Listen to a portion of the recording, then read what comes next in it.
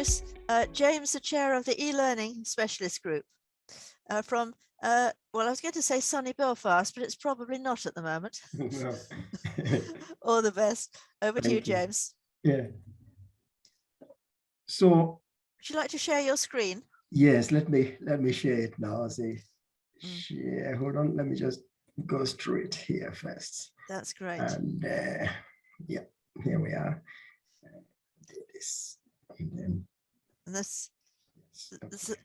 So I quickly share it now. Share, and there we go. It's not quite. I started sharing. Oh yes, here we are. We're there. Okay, that's good. That's good. Right, over to you, James. Yeah, thank you. I think first of all, I want to welcome everybody to tonight's lecture. And but before I do that, I want to extend my sincere thanks and appreciation to the organizers of this particular AGM and the organizers of this lecture, especially the committee members of the e-learning specialist group. And I also want to thank all of you for taking the time out to come and join us this evening for the topic of today's lecture, which is improving and delivering relevant education in Africa online. Now, this is quite topical in the sense that today, beside Africa being a continent that has been on its knees for quite a long time, and even during this era of the pandemic, the COVID-19 pandemic, with very, very few people vaccinated, Africa has again come to the headlines with the latest variant, the Omicron variant, being discovered in the Southern African countries, for which the countries are currently reeling. And I think that will lead me to touch tonight on the various aspects of life that as we face it, and see to how we could contribute to the process of improving and delivering relevant education in Africa online. So first of all, just a quick outline. I hope to just talk about the origin of this particular lecture and the meaning of education, really. When we talk about relevant education, what are we referring to? What are we talking about? And then let us also, well, in the process of the lecture, I will touch on that continent, the second largest continent in the world. There are 7 continents in the world. That's Africa, and a snapshot of the current status and needs of that particular continent. And then we'll also look at education and global development, the role of education, really, the way people perceive education. And we'll try to come up with a distinction between education and schooling. And then we'll talk about the relevant education curriculum, which today, it has now become a buzzword to talk about decolonizing the curriculum and the problems and the impact of this here. Then we look at education in Africa in particular, the philosophy of education in Africa, the structure of education in Africa, and the mode of delivery. And then we'll also touch on an important theme or a topic here, that's the culture and the history. We'll look at the emerging economic status in the world, the United Nations, the advanced nations, and then we'll look at the 17 currently defined Sustainable Development Goals of the United Nations, and look at the influence on life and business. And then we'll proceed on to touch on the technology, information, communication and computing, and the impact on society, whereby we've today seen Africa no longer as a closed continent, but is now an open continent. And also we'll look at the access on the move to people and resources outside Africa and also in Africa. And then we also touch on the issues of sustainability that is becoming really, really relevant today, the issues about development and rebooting the future of Africa. And then we'll look at technology in education and the relevance and how technology has enabled communication in all languages to all people everywhere. And this is where e-learning of today, especially our own e-learning specialist group, is doing a formidable amount of work globally, reaching out to all people everywhere in all corners of the earth. And I think though we are small, the work we are doing has a huge impact globally. And then we look at the society of the future, and that is where we look at transcending space, time, and languages. And then we'll come up with some few conclusions at the end of the lecture and sort of cast ourselves forward, consider a few things going forward. Now, looking at introduction, really, education. Education, some people, education, trying to look at what's the meaning and relevance. Education only becomes important if it has relevance in a particular community or in a particular society. So we look at education from the standpoint of the meaning that education has and the relevance for communities and society worldwide. And simply put, education is the acquisition of, or is the process of acquisition of knowledge and skills for full realization of dreams and achievement of full existence in a given place or location. So education, today we talk about Western education, we talk about Eastern education, and then the one that is hardly ever spoken of is the African traditional education or the African education, which if you dig deep into the seed of time, into history, you discover that some 5,000 years ago, 3,000 years before Christ, people from all over the world, through whichever means, used to go to Africa to be educated. But nobody, because the Africans haven't written the history today, nobody really knows about that. Then we talk about the decolonization of the curriculum, and that really, I think that started some few years ago by the NUS, by asking the question, why is my curriculum white? Although arts and humanities, we know, see this as speaking to them, but it applies to all subject areas really. It's making learning relevant to people, to the culture, and to society as well. Now, talking about decolonizing the curriculum, it provides, really, we should see it that way, it provides all subjects the opportunity to reconsider teaching matter.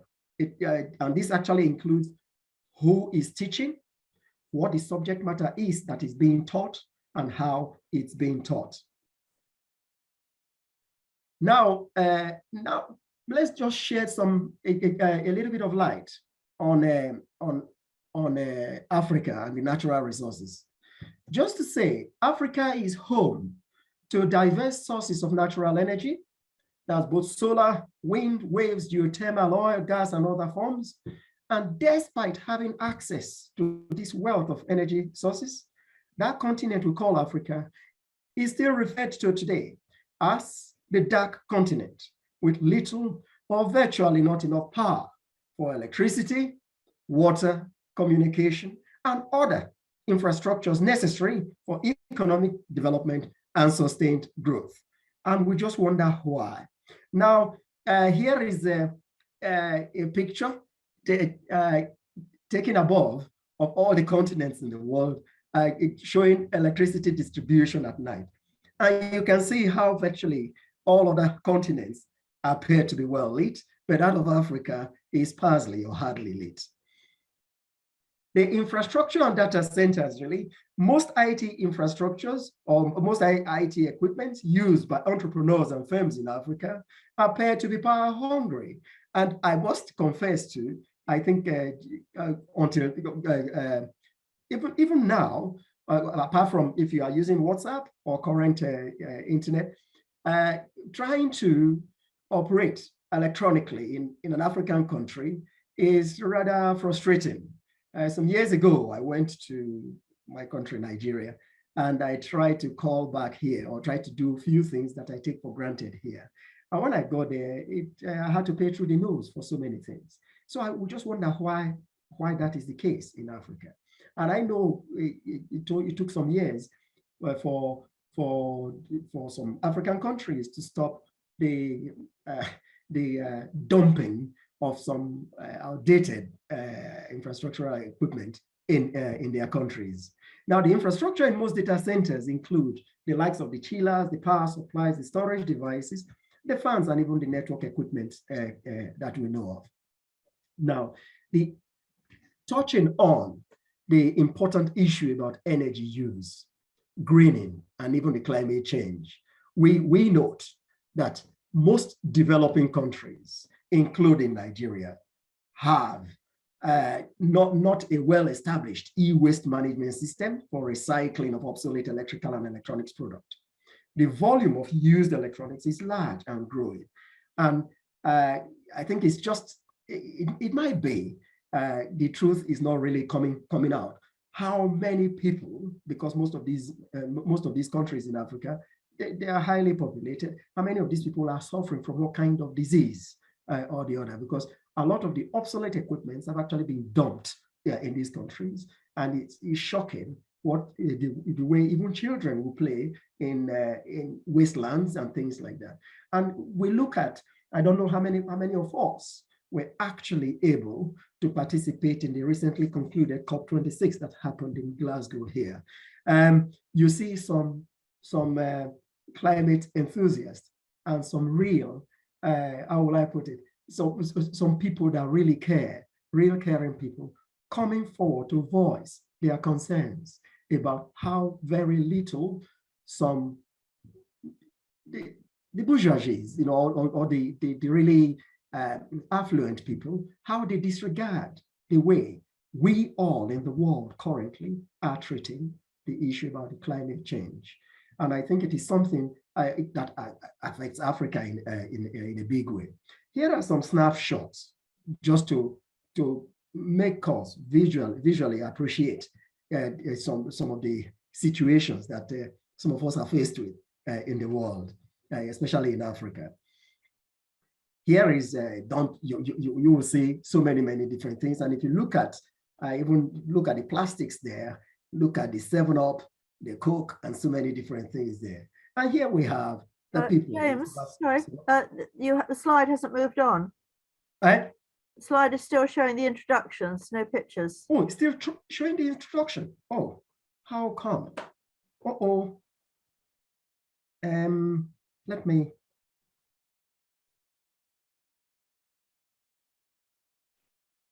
So there's no, there we, I've got some images now.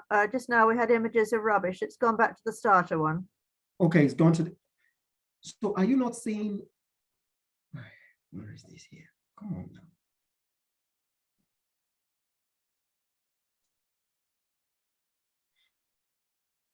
I think. Are you seeing it now?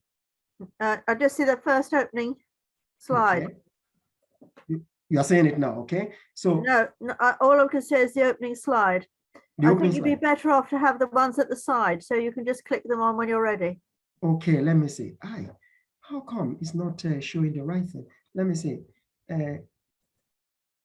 Multiple participant advanced sharing option. Or click through a few times. Yeah, can you see introduction now? No, all I'm seeing is the opening slide. Oh no, this is not good. Hold on. Sorry about that. The problems of technology. Yes, let me see. It should be showing the slides of share screen. And what? Can you see it now? No, all we can see is you. Okay, let me see. Can you see it now? No, could you share screen again? Yes, let me share screen again. Okay, share. Okay, now I'm going to hold on, please.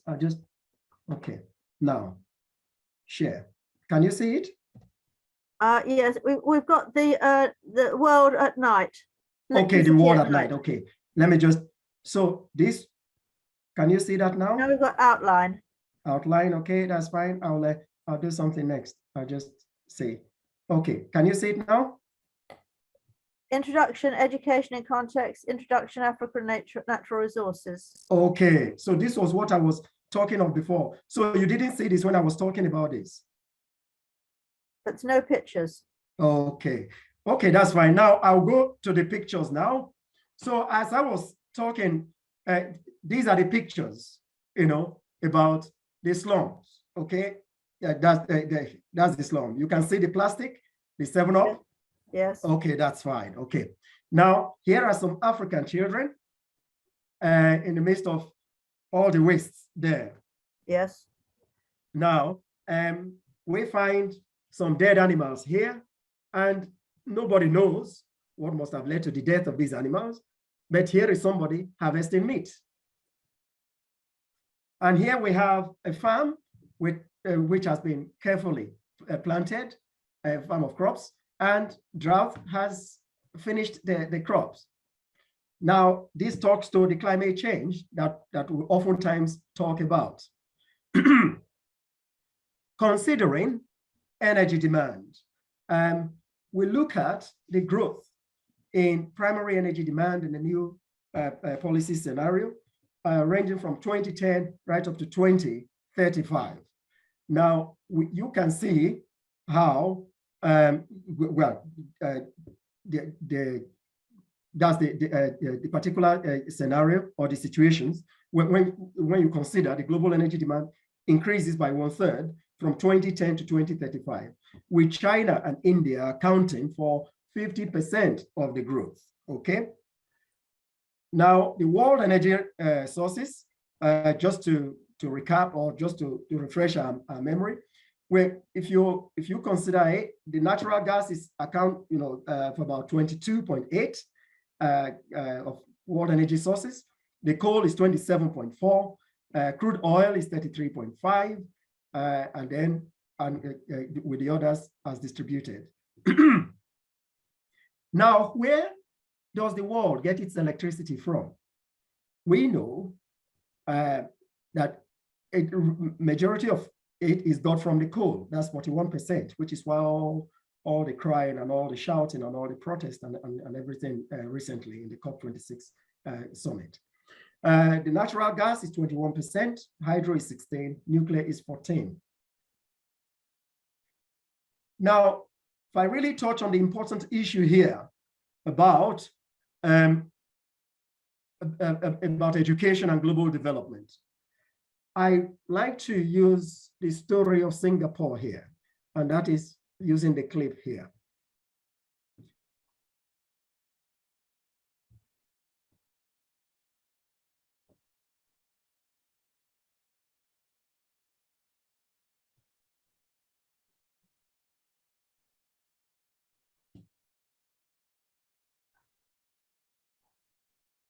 Unfortunately, the clips aren't appearing.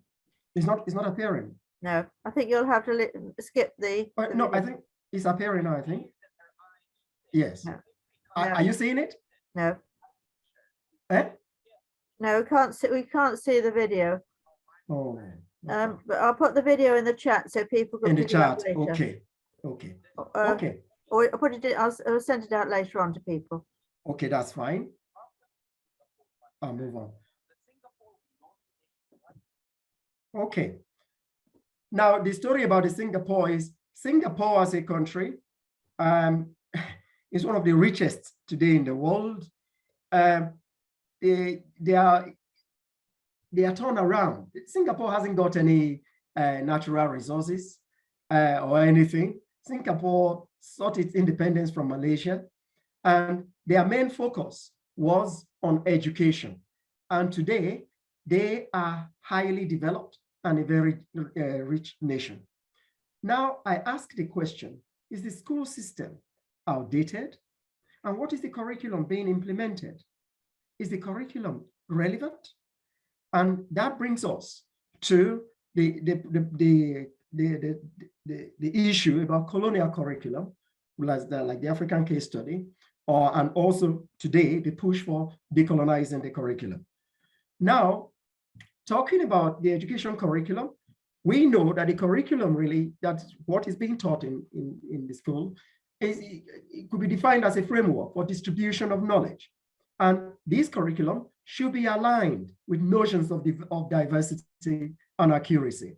It should take into account the culture of a people, the needs of a people, the desires or the wants of a people, and not just imposing what you think is needed by the people on the people. Well, that is not really relevant. And that is why, again, I ask, is the school system outdated? The school can give you certificates, but education educates you. Education as a process actually prepares you to live a full life. Now, the curriculum in practice in Africa is such, since the clips are not really working well, I think, Margaret, you kindly help to put the clips up there that they can play later.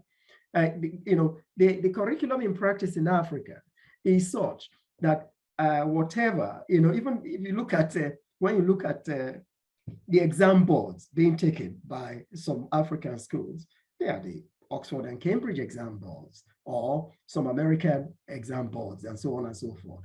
And these people, what they do is rote learning. They learn these things with the hope that they pass a particular exam. That these things actually has no relevance to the immediate environment, has no relevance to the immediate family or the community. And you just begin to wonder, is this education?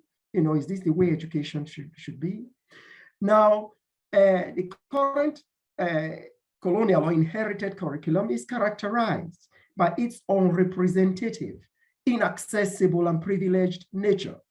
It is exclusionary and depreciatory tendencies, and there is an inherent failure to provide truthful knowledge. And it discourages many others from engagement with what is on offer through carefully devised means. Now, the problems do come from here. There's the psychological, education, and societal ramifications that can transcend beyond the academic environment. Also, there is the lack of representative teaching, which actually links to feelings of isolation and disconnect amongst the staff and the student bodies. Also, there is also the highly visible, the Black, Asian, and minority ethnic attainment gaps and low satisfaction rates that exist in our current systems today, be it the further or higher education systems. And the feeling amongst these people of being alienated from current practice. Let it be known that the knowledge produced and accessed in education impacts the way in which students go on to successfully either dismantle or uphold, legitimize, or reject toxic social and political practices. Now, that makes us to want to push for a decolonized or relevant curriculum. A decolonized or a relevant curriculum is one that could be classified as an inclusive curriculum that considers, amongst others, the broader diversity of all characteristics, such as ethnicity, the race, the culture, and so on and so forth. Now, the inclusive curriculum or framework for relevant education creates an accessible curriculum. It enables all students, irrespective of their background, to see themselves and their backgrounds reflected in what is being taught.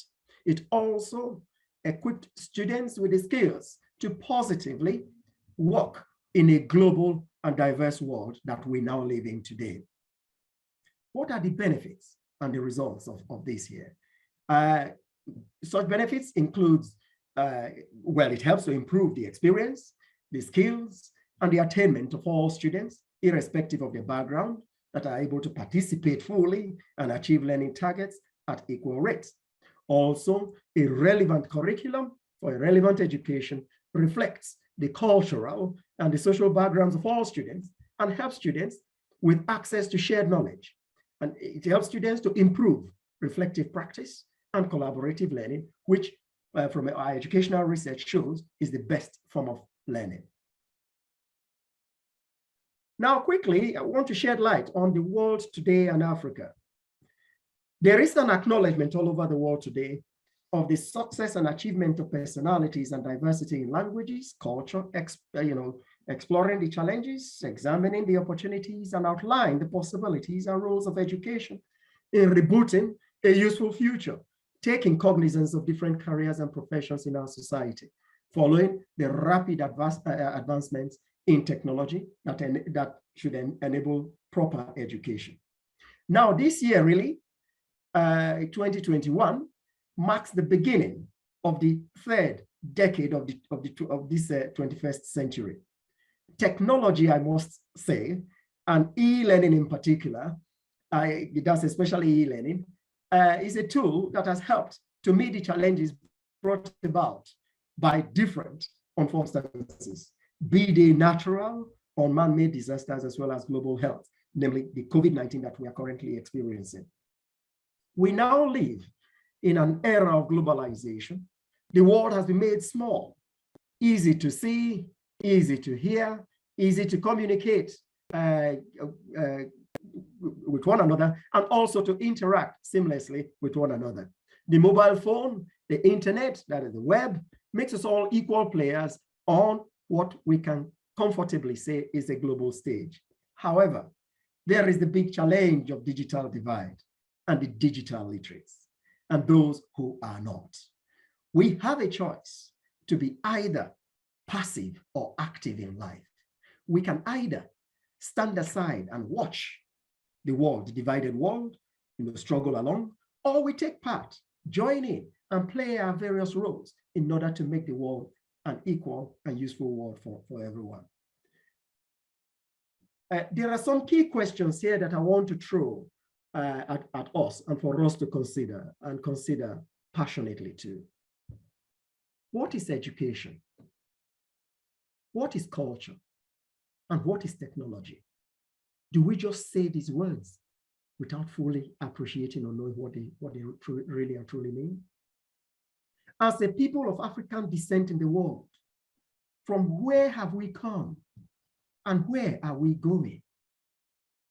Have we actually cared enough to experience or take an historical excursus?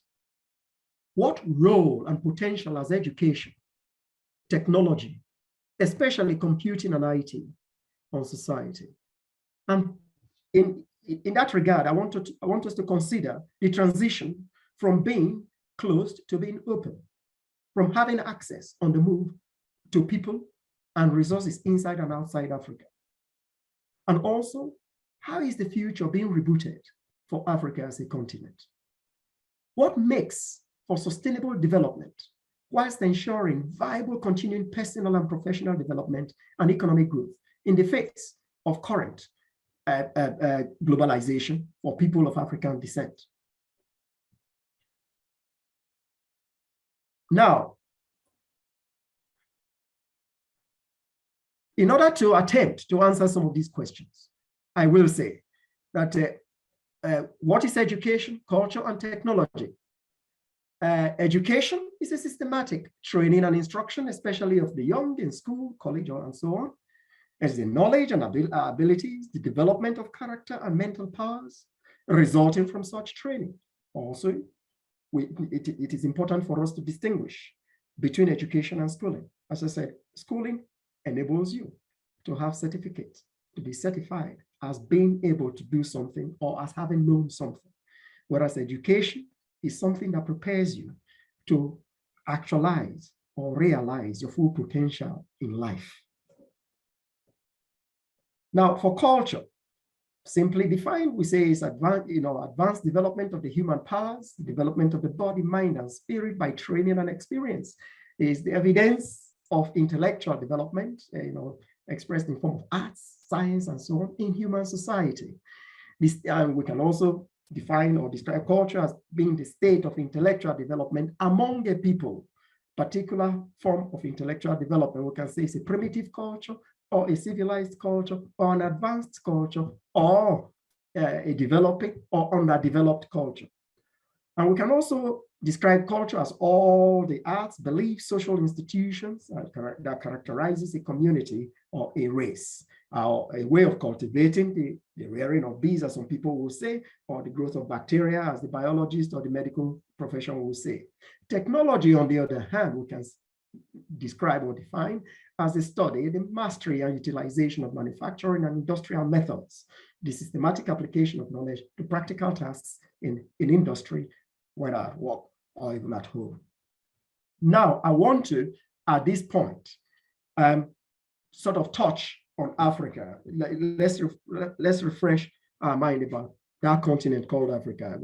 I do visit schools now and again, local schools in Northern Ireland. And so it was quite revealing to me how some children think, actually not only think, they say, well, that country, Africa, they refer to Africa as a country. And it took me some time to try and let them realize that Africa is not a country. Rather, Africa is a continent that is made up of 54 different countries. So Africa is the world's second largest and the second most populous continent after Asia. Now about 30 million kilometers squared, including adjacent islands. It covers 6% of the Earth's total surface area and 24 or thereabout percent of the total land area.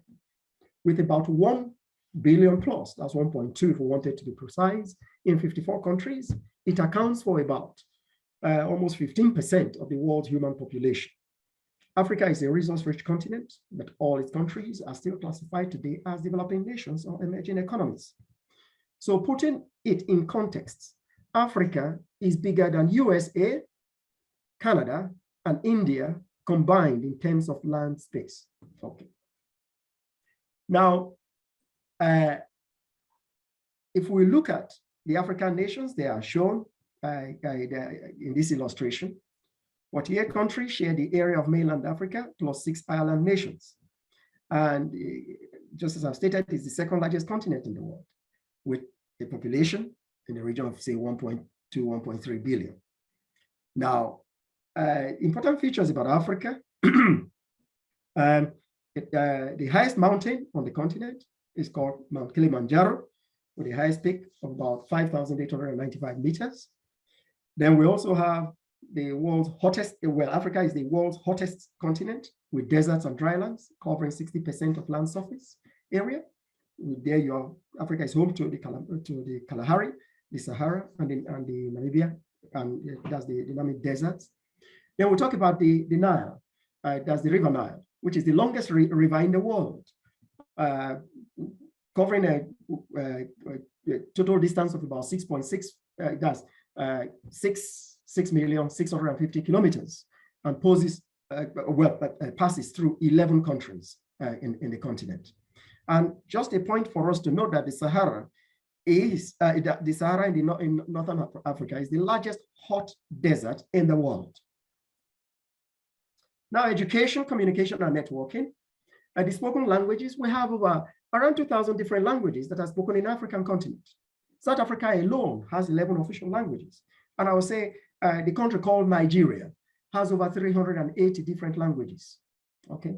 And is the most populous country in Africa, with a population greater than 200 million people. The percentage of the world natural resources, Africa is home to 60% of arable land, 90% of the raw material reserve, 40% gold reserve, 33% diamond reserve, and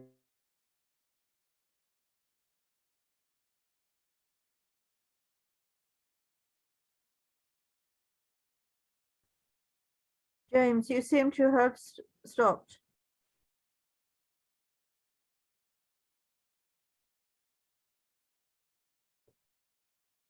James, I think you've got a technical problem. African Union just yesterday here again, even with following the discovery of Omicron in South Africa. It's amazing how this horrible COVID-19 is about to unleash another level of difficulty on that particular continent that is already. But slavery is something, is a story that that has never been maybe told properly or told correctly. Now, some people try to shy away from it, but it's a reality. And tonight's lecture is something that deserves a lecture on its own. But though harsh it may seem, a lot of nations were involved, whether us here as the British, the Irish, the Americans, the Spanish, the Portuguese, and so on and so forth. they engaged in this ugly venture where you were selling human beings until its abolition, and thanks to William Wilberforce and the abolitionists, through education again. These people engaged in education in making sure that that awful, horrible practice was stopped in the name of economy or whatever it may be. And I personally paid a visit to the grave of Thomas McCabe here in the Clifton Cemetery in Belfast here. He was the one, there's one place in Ireland, that's in Ireland here, that never tolerated the slave trade, and they never allowed the setting up of any such a trade here, and that was Belfast. Even though Belfast has its own problem, and it was Thomas McCabe who said it. He said, "May God eternally damn the soul of the man who subscribes to the first guinea involving the slave trade." Colonialism and groups of society is there. A minority group, we already know what it is. And also we talk about the majority. The ranking of groups are there, the 5 characteristics that defines a minority and subordinate groups. They are very much there for us to appreciate and know. Now, the types of groups that exist in Africa and also all over the world, we have groups that are set apart on the basis of obvious physical differences within a society.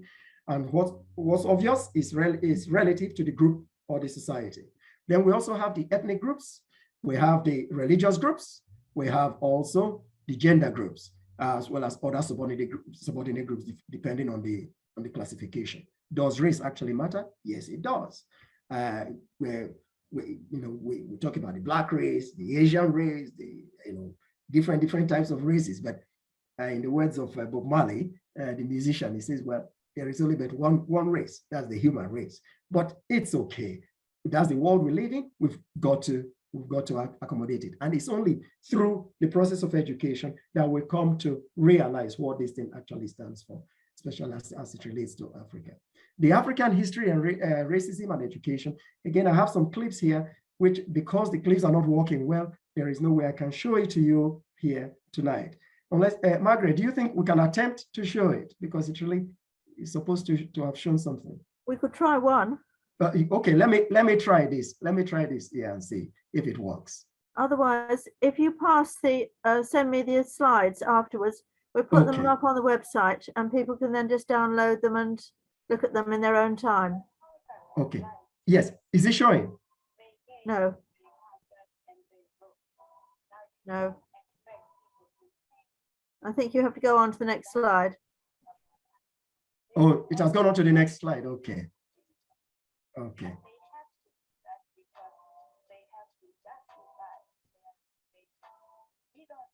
I think we still need to go on to the next slide.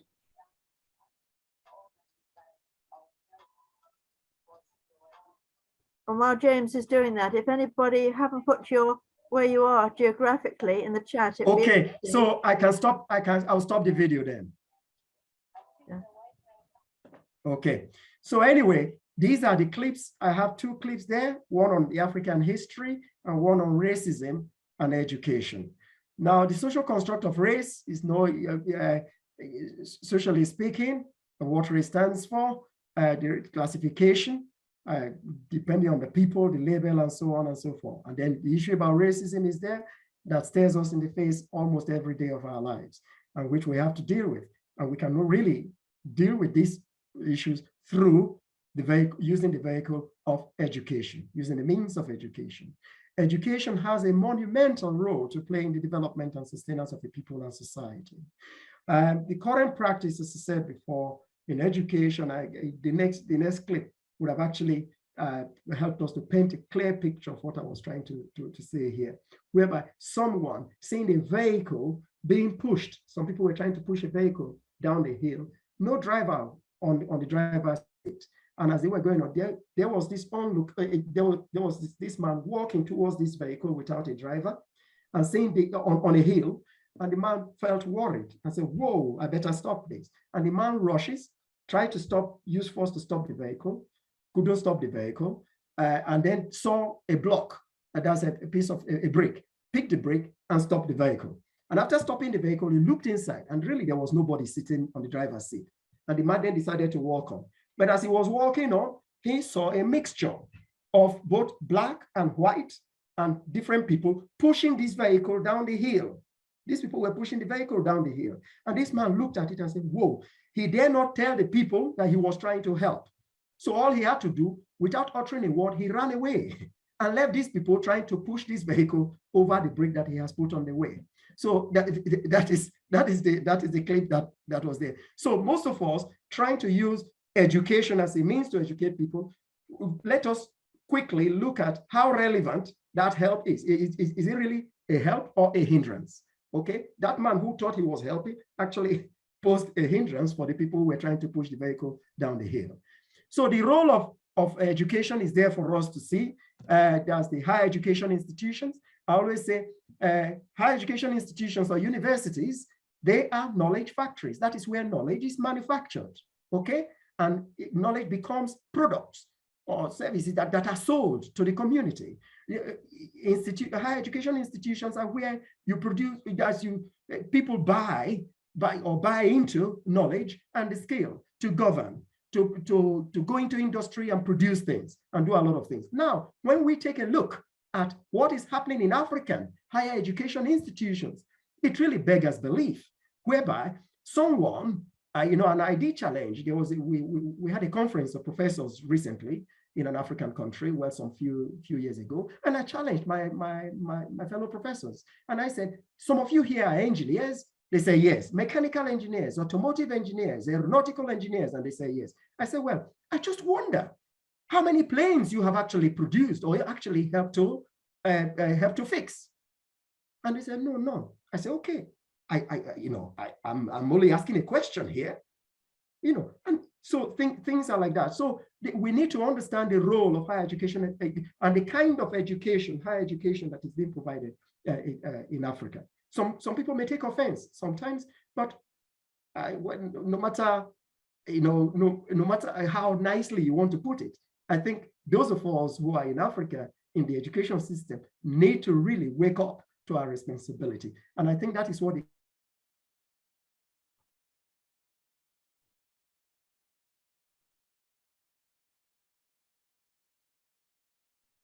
now the proportion of higher education institution examination population, I've just decided to show it up here, just for us to have an appreciation of the distribution around the world. Whereas you could see, there is no real feature of an African country there as being even among there by the OECD. The influence of the internet on cognition, culture, and education is widely known. Whether in terms of cognition here, I'm really referring to the mental processes such as attention and memory in order to process information. And for data, we all know today, I think the economists, the financiers, the bankers, they are worried today about the world or the current practice today, not the e-practices all over the world, about not displacing money the way we know money to be. Okay, so and it is important for us to note that the currency of the future is no longer the hard notes we have in our hands. The currency of the future is data, human data. So GDPR is very, very important. You and your data is what defines your value. So the raw facts, observation, and measurements. Also information and knowledge. Knowledge is power, okay? Cognition and tools, internet and e-learning as tools. E-learning is a solution, waiting for problems to solve. Are we, through education, paving the right way to discover those problems? That e-learning and those, with the right knowledge and skills are able to help us solve the world problem. So there are the new technological features that are there, the integration of the media types, the content navigation, the interactivity, seamless one at all levels. The advantages are there for us to see and the disadvantages as well. Now the work and the tools, the change in work today, people are talking about, I think from tomorrow, Tuesday, in England and Wales, working from home is going to be the order of the day again, and also wearing of masks and all those things. And it really shocks me that some people don't take wearing of masks as very, very important. I know here how I am suffering from COVID, and I wouldn't go out without my mask on. COVID people may be saying so many things they want to say about COVID. COVID is real. It attacked me and it's still attacking me. But I am here. Please let us take things serious. Your health is your wealth. Automation is there.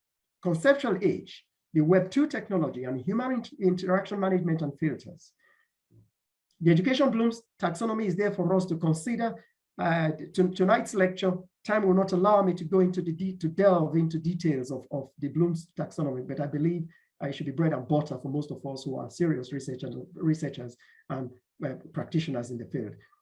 There are three main domains that we consider here, and this is how both the data, the information, the knowledge, they all fit in there. We talk about the cognitive domain, the affective domain, and the psychomotor domain. Diagrammatically, we can represent them as such. Here, again, I want to refer to the redistribution of priorities here for all the domains that I've just mentioned. The current perception and relevance of education, really, you have to see it from the point of view of the needs of people, of individuals, the learners, and the needs of the society as well.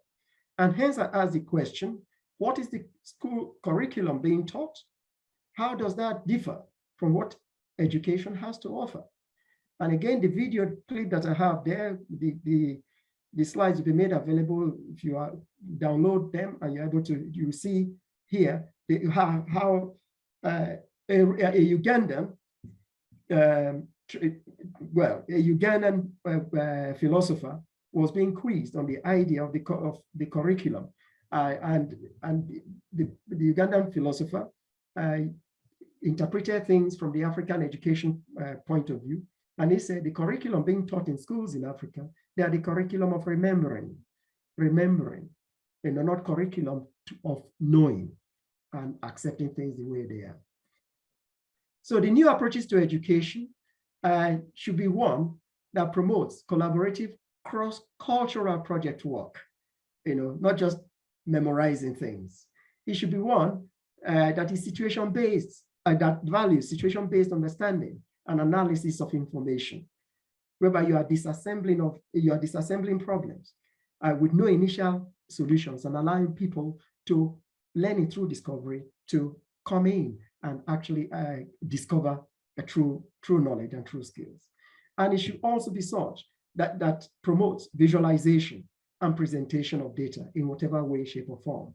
So that it allows the learners or people to develop the ability to make creative and interactive presentations of complex data to increase their strong or their deeper understanding of whatever they are trying to do.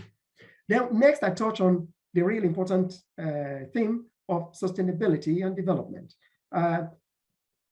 Today, climate change calls for one to begin to pay attention to sustainability. So a functioning society and business, as we all know, really depends in no small way, or in no small measure, on a series of complex infrastructure networks that providing our cities, our towns, and our villages with clean water, with transport, good means of transport, energy, and capacity to trade efficiently. And it allows for effective economic recovery and sustainable development, which we know strongly depend on extending infrastructure to those in the world who have been left behind in the past 50 years that have been exposed to greater threats in the next 50 years too. And hence Africa is very, very important here too. So the issues of importance here, we are talking about poverty, the climate change, and the family. Those are very, very important. Now, Africa has been able to exist as a continent because of the importance they put on family. Without family, there's no village. Without the village, there is no town. And without the towns, no kingdoms. And that is what has sustained Africa. So today we see us slipping to an environmental catastrophe.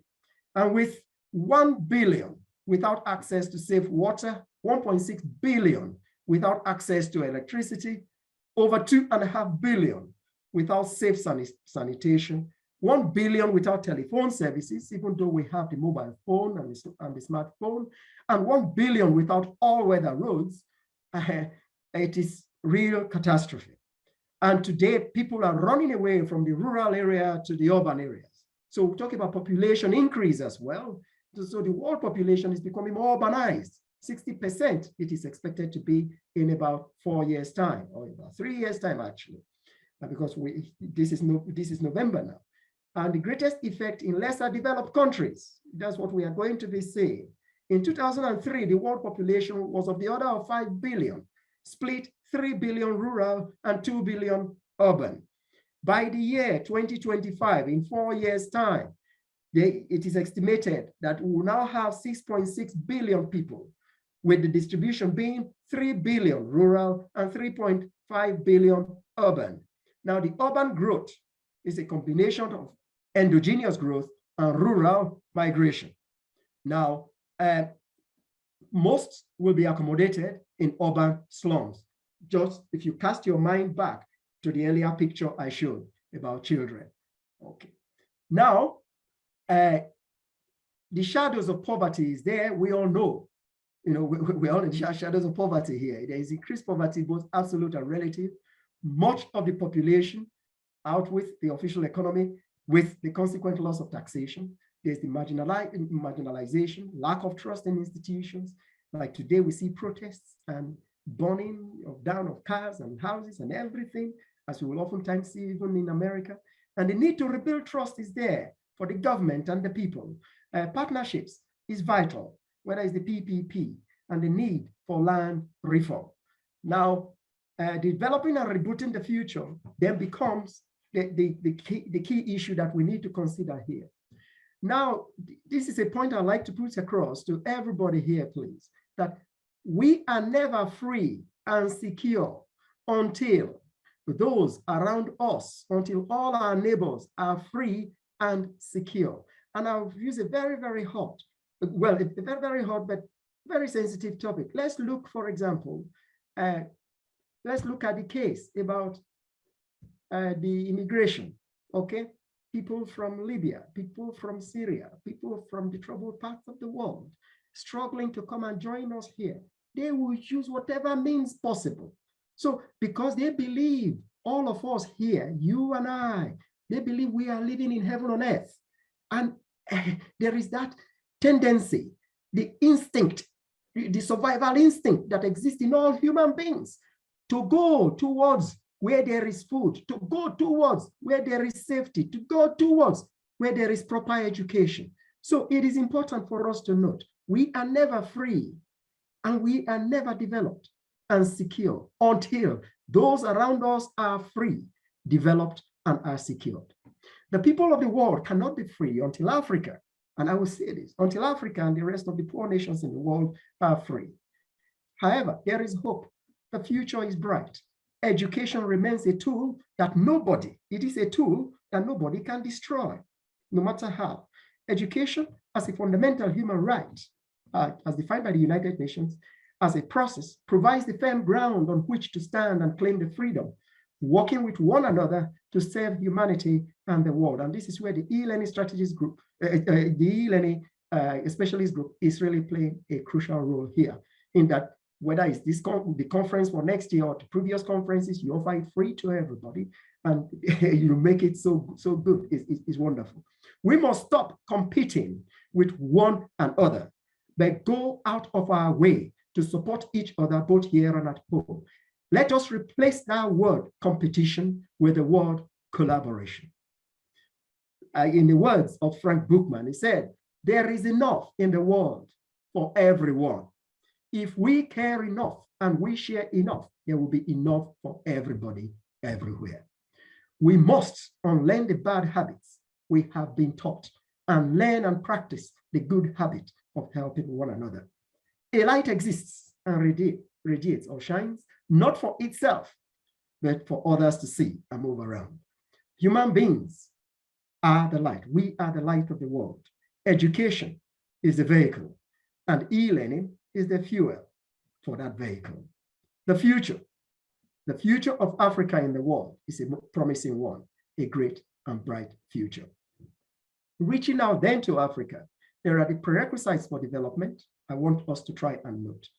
reasonable governance structures, a functioning civil society, an effective local economy, freedom from persecution, conflict, and corruption.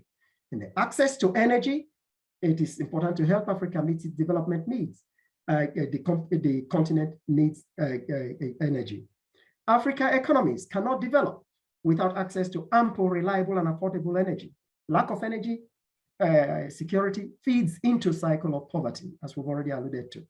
Let us not also forget the fact that 60% of Africa's population today lack access to electricity, about the same percentage that have no access to a reliable, clean water supply.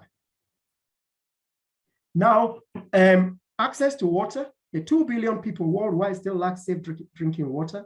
People still drink muddy water in different parts of Africa. It is not news. It is commonplace. It is common practice. 5,000 children still die every day from water-related diseases in Africa. The contrast between the developed and the developing world could not be more stark. Okay, and that brings us to the issue about the digital divide. Do we have the will? Yes, it has been shown before at the beginning of the 21st century. But Geldof, Bono, and so many other defense stated that we are the first generation that can look extreme poverty in the eye and say this and mean it. Okay, but are we practicing it today?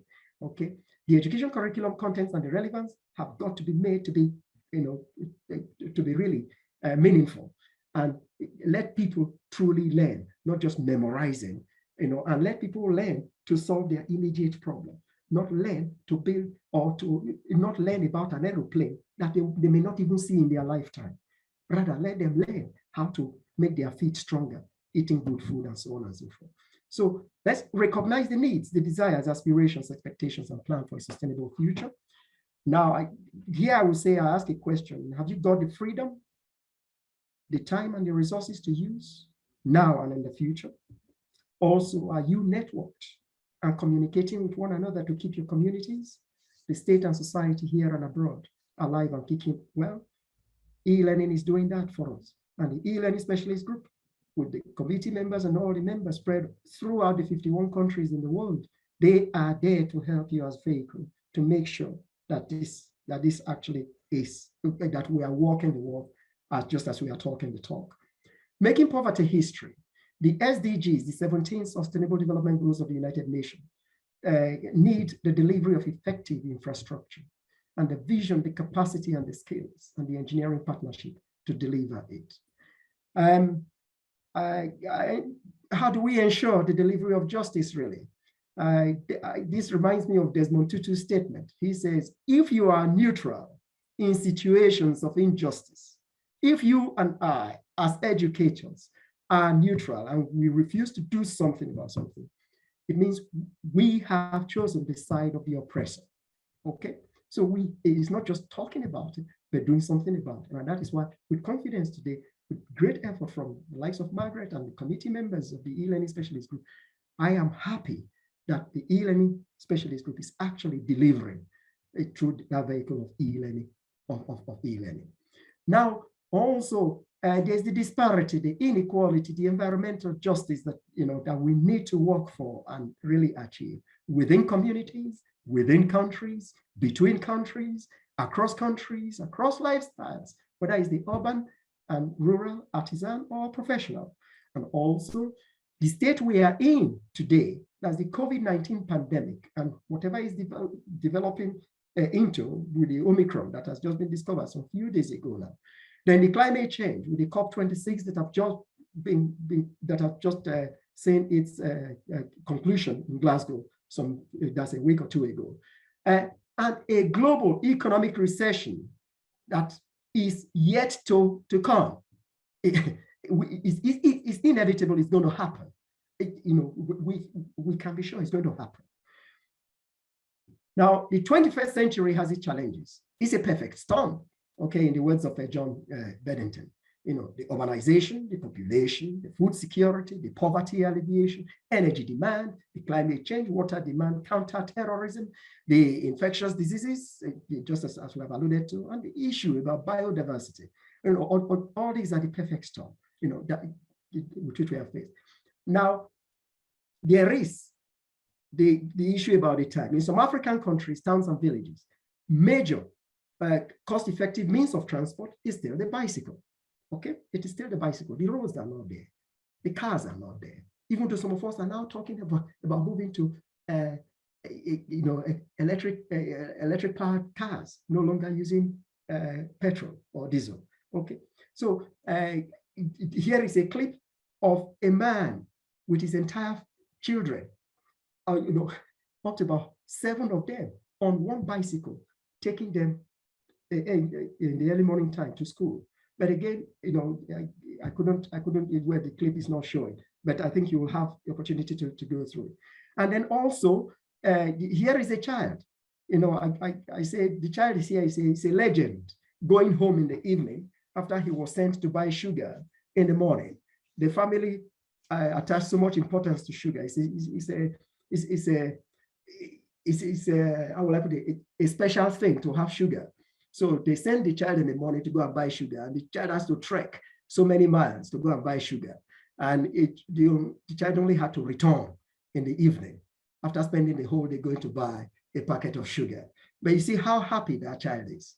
Okay, and when the child returned to the parents, the child is not complaining to the parents, "You've sent me on this arduous journey, treacherous, time taking, and everything." But the child is still happy, And in this case, the child did not succeed in buying the sugar because the child could not find the sugar. But that has not made the child to be unhappy. He's going back home to report to the parents that couldn't find the sugar.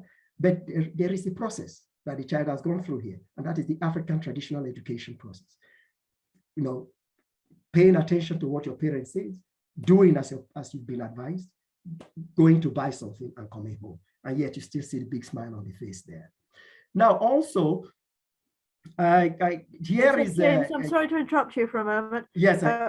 We're due to start the AGM at 7. So at 7, okay. I'll soon be finishing. I'll just finish now. Very quickly. Thank you. Yes, sir. What can you see here is a lady, in the shop, and the children in school, crowded. They're very, very happy.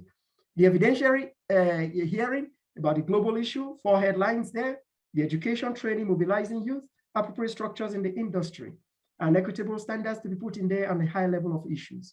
Then the energy of the youth need to be tapped.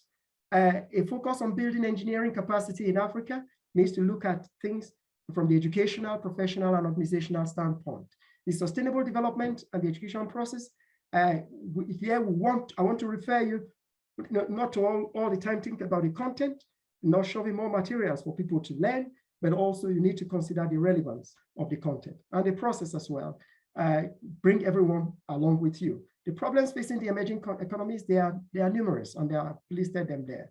The impact of ICT in developed countries, we've seen it, and we've seen the results and how they've actually helped the developed or advanced nations to combat the current crisis that we found ourselves. The constraint facing technologies in Africa, they are numerous, and they are many and interwoven, and they've been listed here for your attention. Collaboration between education, business, and society, I believe, is something that really needs to be taken seriously, and not something to be considered separately. Rather, cultural integration, needs to be considered. Educational institutions, communities, and businesses need to work more together. Effort should be directed at the process dynamics to identify the challenges and gaps for bridging the digital divide that exists there. Suggestions on skills development of the future workforce. We are suggesting that institutions, business, and voluntary organizations, both charities and the public, should work in partnership with one another. Investments should be put in the development, the training, and use, and I will underline here, the use of e-learning and associated technology resources for all sectors of society, both private, public, and the voluntary. And globalization and the life of the 21st century dictate that a variety of skill is required for any given work, such as the use of computer-mediated communication tools and associated techniques, as well as the ability to apply a combination of traditional processes in the workplace. The issues of cultures and practice challenges, they are there for us to see. Looking at education, really, I would say it is never too late for us to begin to pull forces together. And again, one of the clips that I have is and I'll exhort everyone, never give up on the path along which you are traveling. The effort you are putting in, you may not realize the quick results, but please do not give up.